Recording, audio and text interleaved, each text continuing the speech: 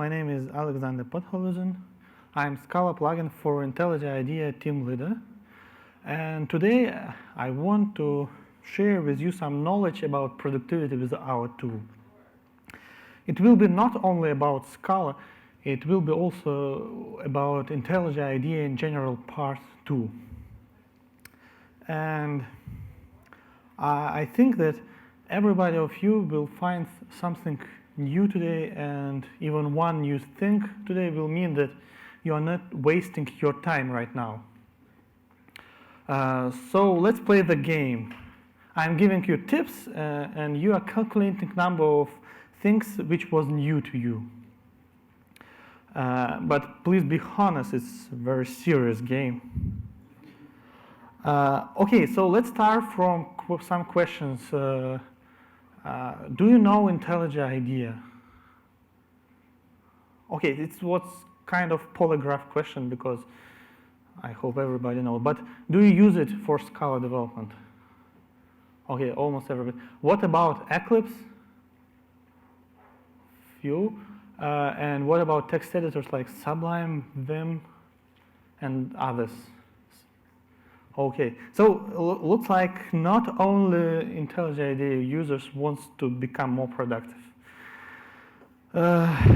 For the beginning, I want to tell you some story about our users. So it's about you. As we usually participate in such conferences like Scala Days, people, our users, talk to us and they can tell us their problems with our tool, and we can see how they actually use IntelliJ IDEA. And it's quite a basic stuff. The rule is very similar to rule about money. So you know that 80% of money owned by 20% of people. So the same thing. And very few people can be real masters in IntelliJ IDEA as well. And that's the main reason why we started to be more focused on simple features, performance, discoverability of features, and general usability. And that's also one of the main reasons for this talk. Okay, so let's start, and don't forget to calculate number of new things. The first tip will be that you have activator templates right in IntelliJ IDEA. So you can start new project. Let me go out of presentation mode. So you can start new project, new project. Then we can choose activator. Then we can find hello Scala.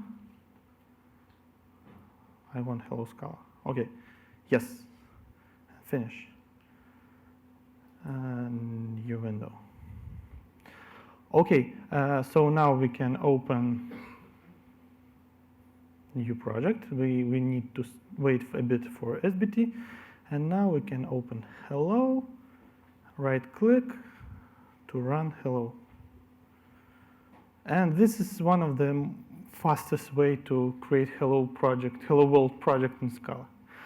But did I say that you shouldn't use mouse to be more productive with IntelliJ IDEA? Probably I forgot to mention it, and I did everything wrong just now. So I have to start over again. Let's do it. Okay, so the second tip will be about find action. And not everybody knows that you can just call find action, and you can put here, for example, project. So we can choose new project here, right from keyboard. We don't have to use mouse at all. So this is a dialog. It's not necessary to be too stubborn IDEA guru and use keyboard even in dialogues. But here it's possible to use only keyboard. So we can put here name, test Scala, and find hello Scala project, enter, and this is much faster than it was before. and I already used only keyboard. So we now can navigate to class hello and run from context menu, and that's all. As you can see, when I invoke something, you can see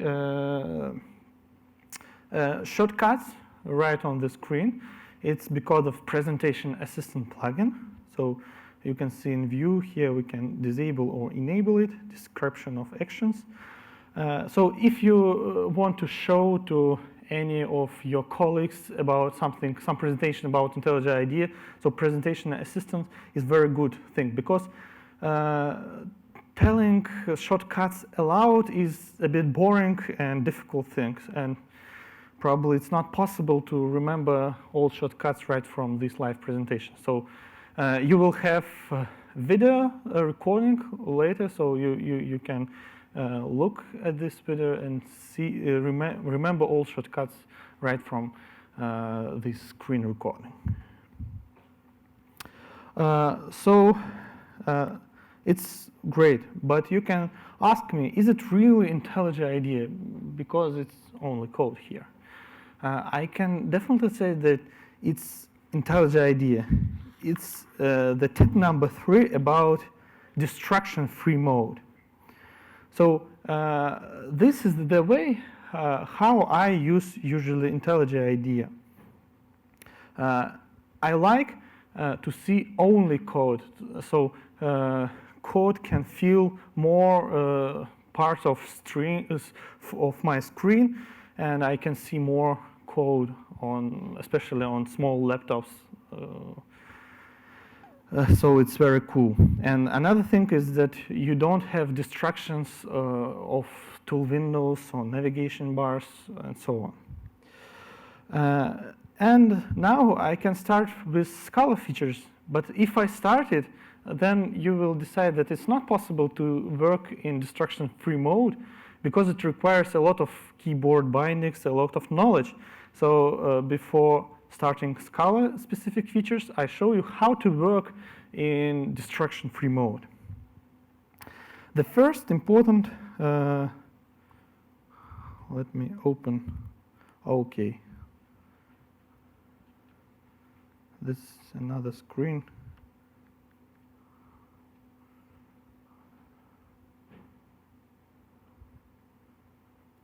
Okay, let me close it.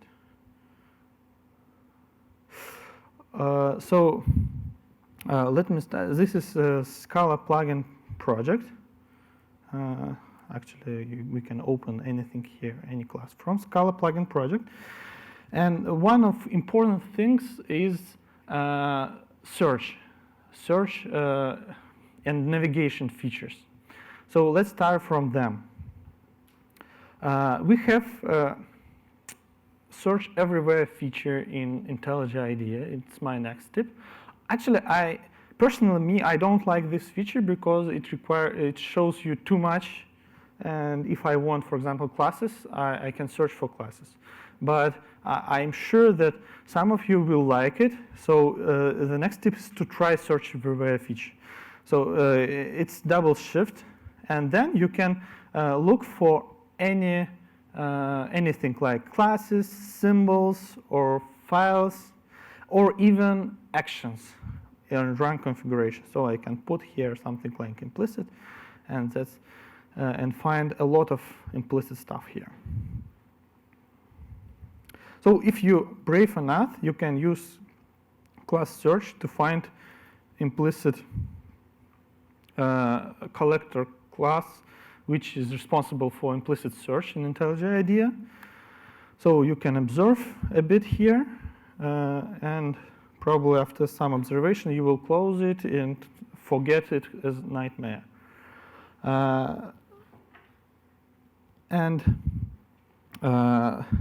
Okay, so another thing is that you can use camelhumps everywhere. So not only in class search. Here we can use camelhumps. Camelhumps mean that you can use uppercase letters, and they will mark small words, small parts of whole class name.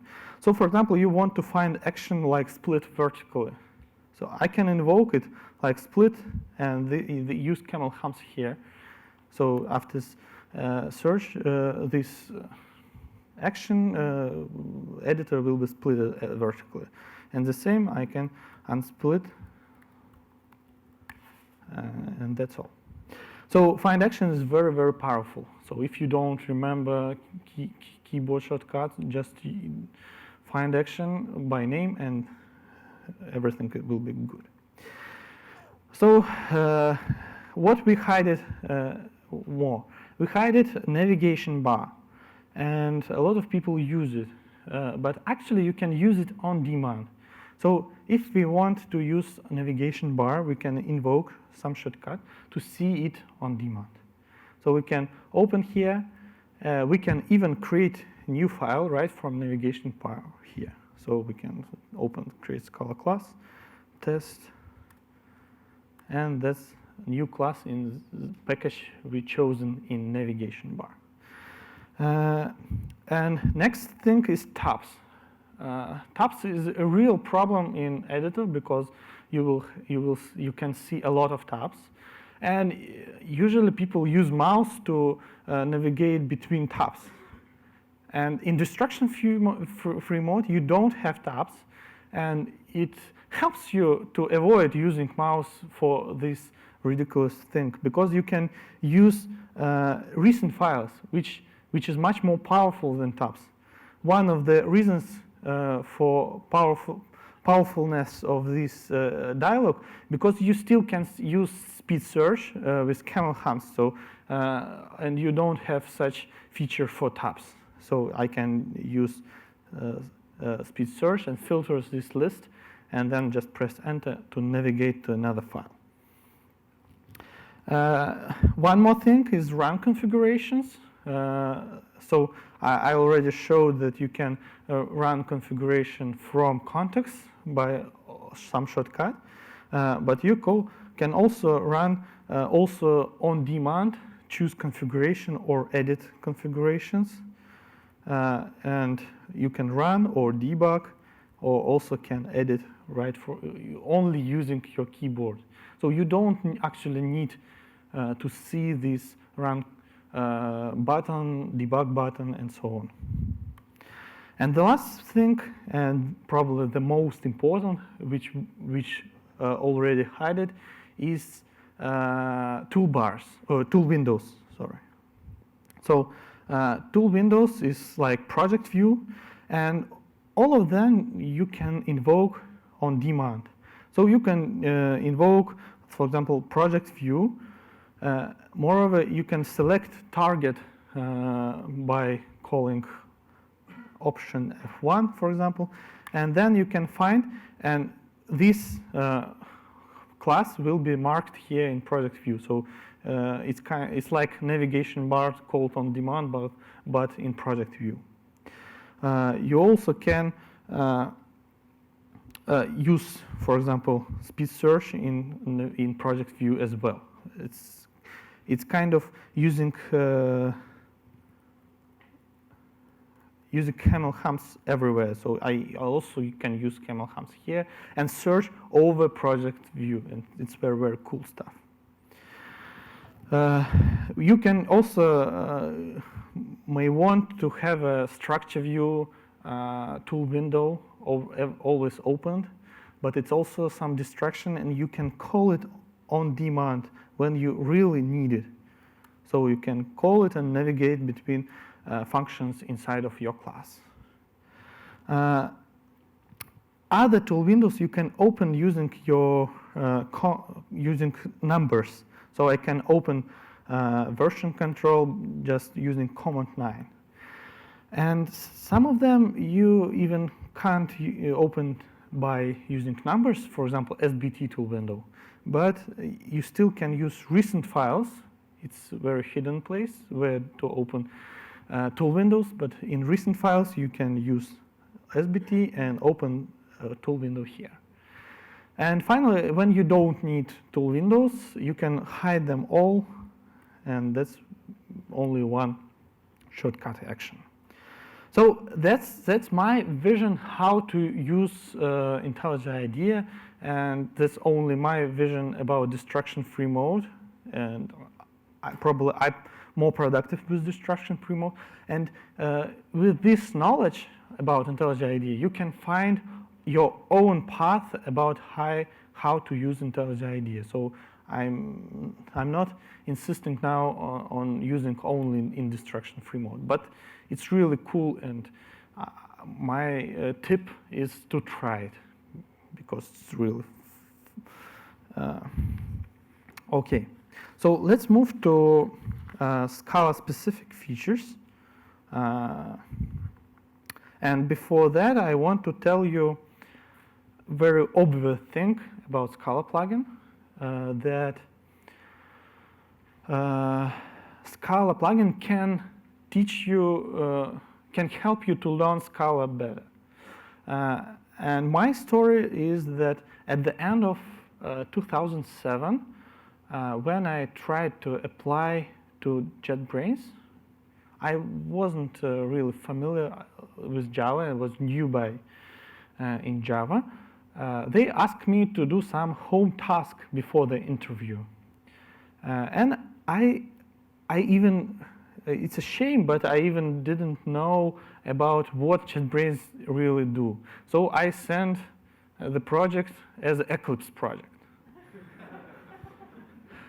But problem is not about Eclipse. Problem was that I could look more professional because IntelliJ could help me to avoid some typical problems which were not implemented in Eclipse. I was lucky enough, but the story is still really interesting. And for Scala, it's really the same. So let's open some class, for example.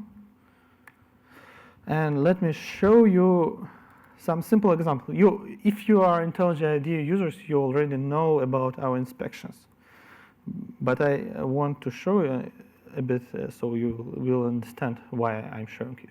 So let's put it list, then map that. No, not map, filter. Something is equals to, and now we are calling is empty, but actually we want to understand if it's not empty. So I'm putting here not. It's postfix completion, which gives us possibility, postfix live templates, which gives us possibility to invert some expression into not expression. It's one of the lots of postfix expressions, so it's the next tip. Just use postfix expressions. It's very, very handy because you don't need to move caret back to the beginning of the of your expression. But now it's an interesting question what this code really does. It's not really clear, yeah? Okay, let me open present. Well, I think now it's better, yeah? So what this code really do? Who know? In a few seconds. Okay, so IntelliJ helps you to replace it in a few actions to non-empty. Then it can replace with exists method, and finally it suggests you to replace with contains. So it was obvious for IntelliJ that it just contains two methods. So it's really helpful. And when you are using IntelliJ, it helps you to avoid such problems and simplify your code. But what I really want to show you is a possibility to fix all the problems over your project. So let me open a navigation bar. So we can use Worksheet package, and for example, we can invoke action on this package. I want to run inspection by name. So I know which inspection exactly I want to run. And this is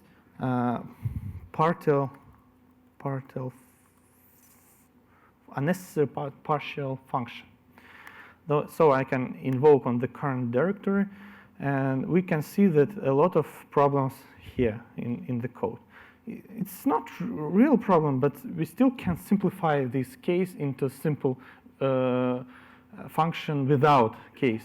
It's a new inspection in IntelliJ IDEA, so some code bases still have lots of such inspections, and probably manually fixing, even using IntelliJ IDEA, can be annoying. So you can invoke this action on the whole project and fix all of them just by invoking here quick fix, and we can apply quick fixes everywhere where IntelliJ IDEA found this problem.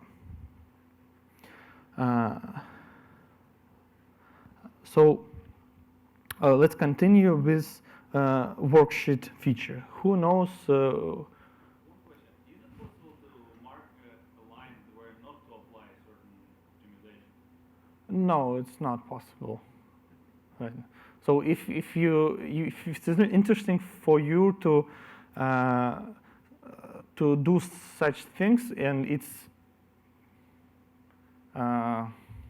probably interesting for other people as well. So probably a feature request is welcome for us. Okay, so who know what is worksheet feature is? So worksheet is something like console, so you can experiment with some expressions, but actually in Scala worksheet you can experiment with whole file, so set of expressions. So let's open light Scala worksheet. We can create light Scala worksheet in the air, so it don't have any physical file. It actually has physical file in temp directory, but it's okay.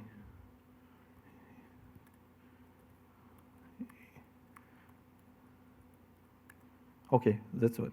So now we can write some expressions, and it will be automatically loaded and evaluated in the right side of expressions. Now I want to show you some intentions. Intentions is very, very small refactorings. It's also well-known IntelliJ IDEA feature. So we can put, for example, map x plus 1. So here now we can, for example, introduce, okay, that's weird.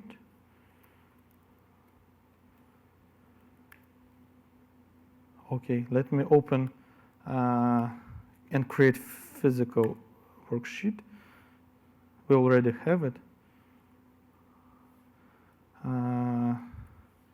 So we can put here, and it looks like a bug in light worksheet.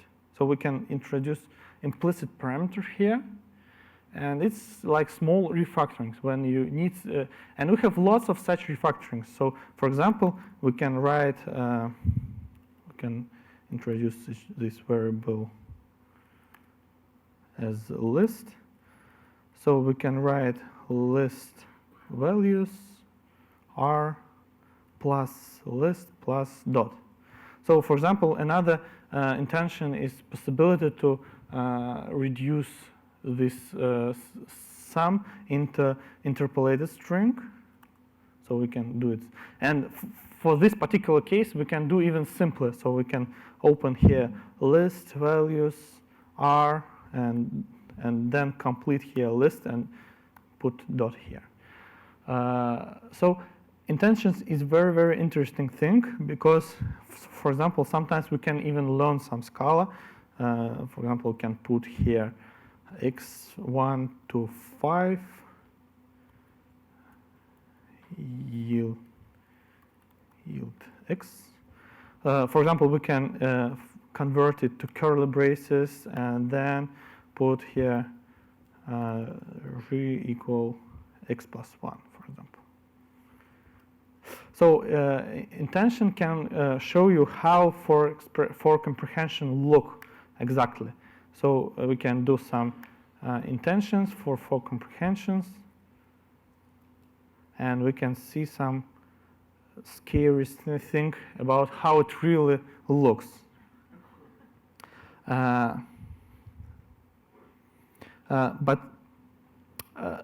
my next tip is not about intentions. It's about full list of intentions. So it's you don't need to learn every intention. You can look into whole list of intentions, and we can search here for intentions in settings, and then we can find all Scala intentions. So we can move this list and take a look for all of these intentions. And this is a lot of small refactorings, and the same keyboard shortcut for all of these refactorings, and it's so useful in lots of places.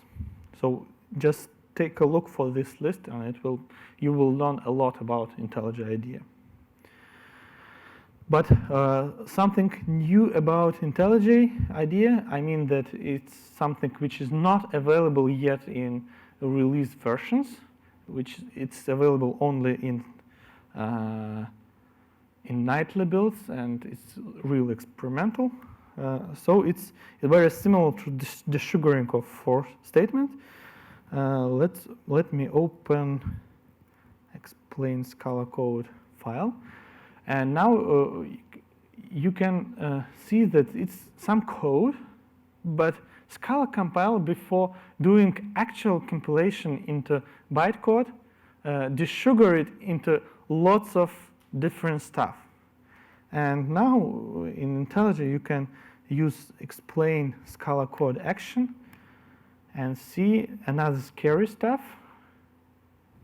Okay, let me use soft traps in active editor, so you can see how this expression. So you can see that auto tupling was used, string context was used, and augment string was used with implicit predef of string can build from, and lots of different stuff. So it was very, very simple expression, and with explain Scala code you can see what exactly it is. It's a bit better than desugaring for statements because it can do more readable stuff. And one more interesting thing about such desugaring and understanding what exactly do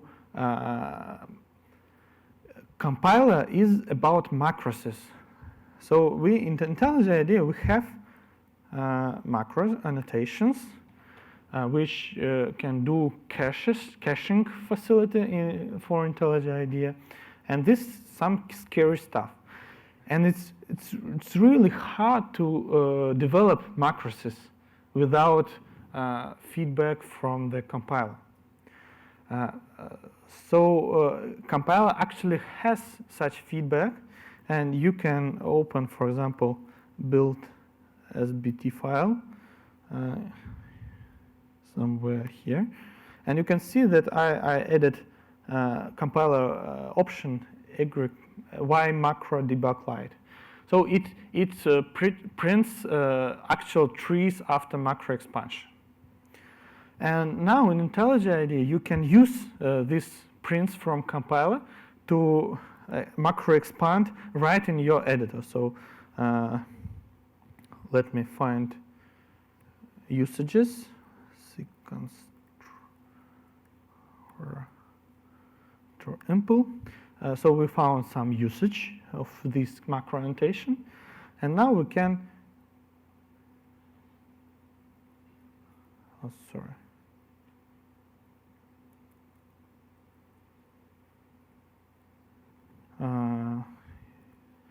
I actually forgot shortcut for that, but it's still possible to find it here.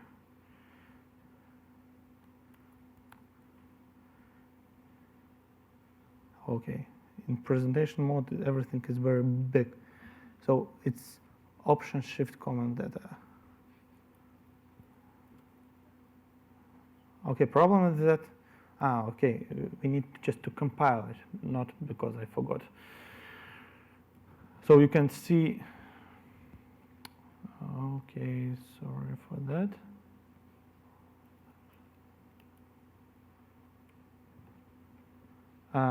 So now we can invoke completion again.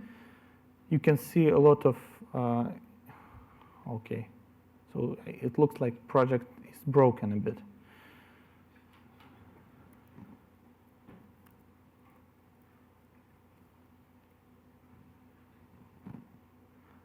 So it's weird.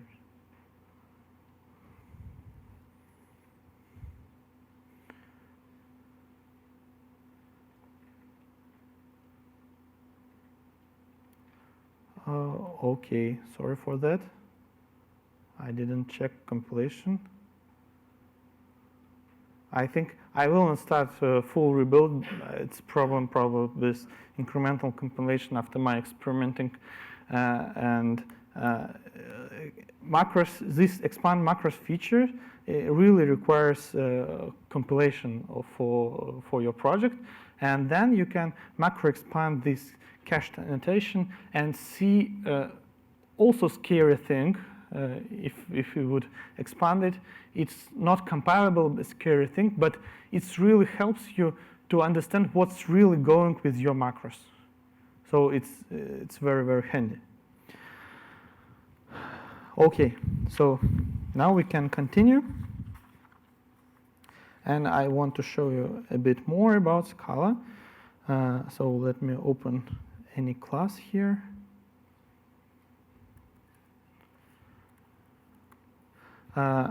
So let me create, I want to show you some completions.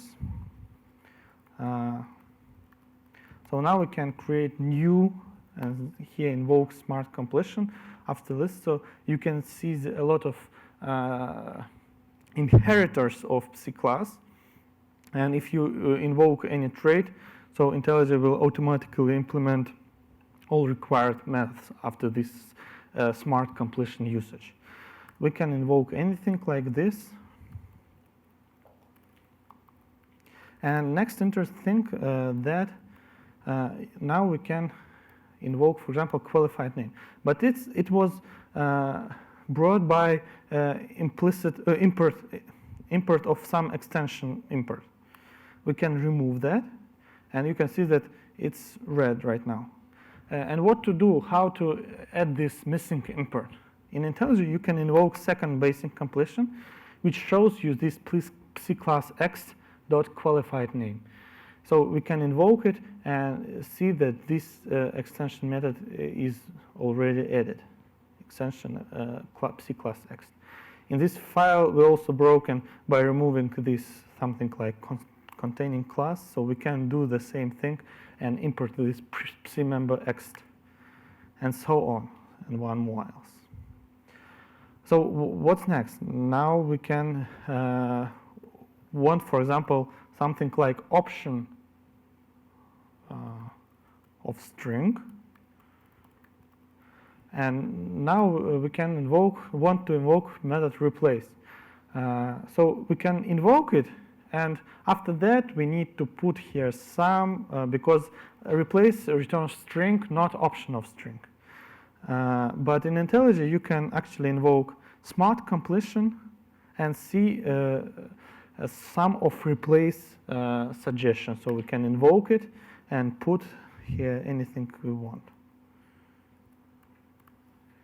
And that's what exactly we wanted. So some completion is very handy when you have non-option value and requires option. And now we are going back to Hello World project, and we open this recently closed test Scala.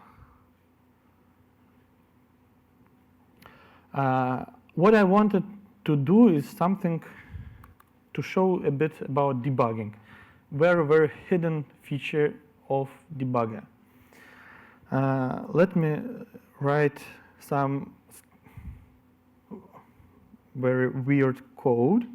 So let's put list of 1, 2, 3, ArrayBuffer of 4, 5. So it's mutable and very bad code. Don't do this at home. Now we can print a list, and let's update list as instance of ArrayBuffer of int plus equals 6. So it's even worse than it was before. And now we can just run from context menu to see that this code works as expected. But we want to put here breakpoints. And now we can debug that. So we here on debug put. Now I want to show some watches and evaluate expression facility. So you can see here list. We can open list. It's very big font, so it's no. And here our array buffer. So we can see all values of list. You know that list is actually head and tail. Head and tail. In IntelliJ, it has pretty view, so you can see all values of this list. And now we want to watch about ArrayBuffer project, or ArrayBuffer object. So in IntelliJ, you can mark this object with some label. So we can put label buffer. And now, after IntelliJ marked this object, and on another breakpoint, we can extract this object from JVM if it's not garbage collected. So in watches, we can, for example, put here some value like buffer debug label. For example, we want to see length of this array buffer. So we can put here length. And it's still very small. So you can see that length is 2 as expected. But now we can do step over and one more step over. And you can see that our marked object changed because we are looking after this object. So it's very handy feature when you need to debug some complicated environment, probably written is not true Scala way with mutable values. Then you need to look over variables, over objects, and to see whole content of these objects. So marking of these objects is very, very handy in very difficult cases. Okay, so that's all about IntelliJ IDEA. I wanted to tell a bit more about Scala, but finally I decided to tell a bit more about IntelliJ IDEA. I mean that it can give you opportunity to learn Scala plugin features as well. For example, if you know that you can take a look for intentions list, you can analyze this list and learn new ways to refactor your Scala code. And I was serious about the game, so now it's time to ask you how many new things you just learned. So if you knew everything from this presentation, so just raise the hand. Nobody. So you learned one new thing. 2, 3 new things. Okay, 1, 2, 3. So how many people? 1, 2, 3, 4. That's great. So you are the winners, and I have prizes, exclusive prizes for you, actually. So reach me after this talk, and I'll give you them. Okay, so now thank you, and I'm ready for questions. And if you have more questions, we have a booth, and you can ask me everything about IntelliJ IDEA and future of IntelliJ IDEA. So, yeah, thank you.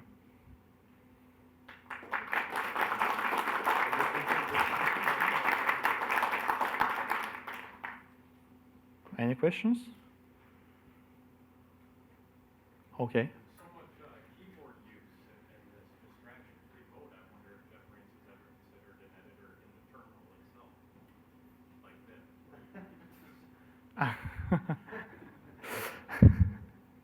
Okay, so question is if JetBrains wants to make IntelliJ IDEA more like Vim.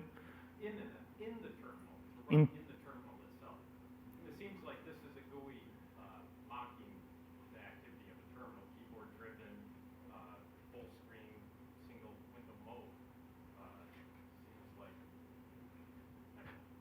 I don't know if there's ever been any interest at JetBrains to build IntelliJ as a terminal application. Ah, okay, IntelliJ as a terminal application. I'm not sure about that. Actually, we have Vim plugin, so you can use it like Vim. I'm not sure it's exactly the same as Vim, but still it's for more power users. We can't, for example, make distraction-free mode available by default because lots of people will not understand what to do.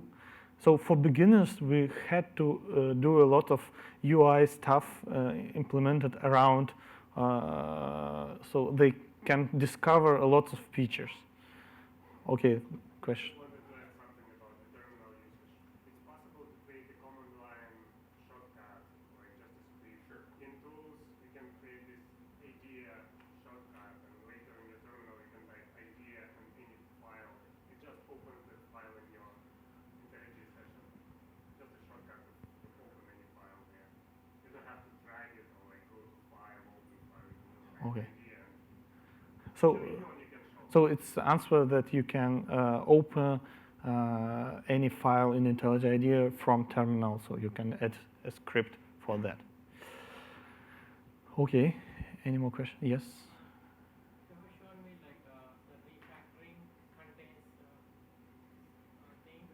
So if it shows like 250 places we need to refactor, how safe is that without reviewing code based on the context? We can blindly, whatever suggestions it gave, it gives in the entire project, we can safely refactor, or So the question if our refactorings are safe or not. yeah, like we can't review like all 250 files, like. Yeah, you know, it's software stuff, and it's like, like in any license, we are writing that you can't use it in medical purposes and so on. So the problem is that bugs are possible. So I would say that it's better to review any change you are committing into your repository, even if it's automatically done by IntelliJ IDEA. So bugs are possible, but for simple cases, I'm pretty sure that it can be okay. So these debugging features, can I have them on the Scala.js project? Because then you'll definitely win me over to IntelliJ. Okay, so the question is it possible to implement debugging for Scala.js? Actually, we are doing some work in Scala.js for Scala.js. Initially, it's about code completion for dynamics from Scala.js. So IntelliJ Ultimate Edition knows about JavaScript a lot. I mean, it can complete some stuff from JavaScript. And we want to bring this JavaScript completion into Scala editor. So It's kind of API for Scala Dynamics, and probably we will implement debugger stuff as well. I think it's possible, not really complicated task. But what about evaluate expression is a bit more complicated because we need to re-implement Scala.js compiler to evaluate. So I would say that when Scala.js will be mainstream and lots of users Scala.js will have lots of users, so probably it will be a good reason to implement this as well.